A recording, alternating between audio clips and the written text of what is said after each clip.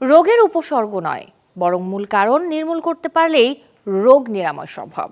ঘরোয়া পুষ্টিকর উপাদান খেয়েই হতে পারে রোগমুক্ত সুস্থ জীবন। সেক্ষেত্রে হতে হবে সচেতন। আর এই সচেতনতা ছড়িয়ে দিতেই দেশের একদল তরুণ চালু করেছে হেলথ কেয়ার ব্র্যান্ড নিরাময়।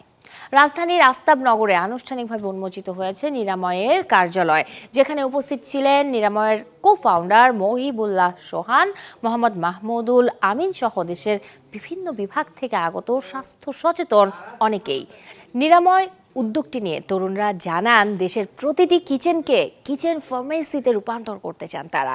স্বাস্থ্যকর মানেই দামি খাবার, ডায়েট শুধু পরিবারের এক বা একাধিক সদস্যদের প্রয়োজন, এই মিথগুলো ভেঙে দিতে চান তারা। সেজন্য দিতে চান চিকিৎসক কিংবা পুষ্টিবিদের বিনামূল্যে পরামর্শ। এছাড়াও পরিবারের চিকিৎসা ব্যয় কমপক্ষে 20 থেকে 30% পর্যন্ত কমাতে কার্যকরী পরামর্শ দেওয়ার জন্য নেওয়া হয়েছে এমন উদ্যোগ। দেশের এমন উদ্যোগগুলো সফল হলে হতে পারে 12,000 কোটি টাকা চিকিৎসা ব্যয় সাশ্রয়। বাংলাদেশের 20 থেকে 30% চিকিৎসা ব্যয় কমানো সম্ভব। আমাদের বাংলাদেশে 1,20,000 কোটি টাকার একটা প্রতি বছর চিকিৎসা ব্যয় হয়, যার বেশিরভাগই বহন করে সাধারণ মানুষ।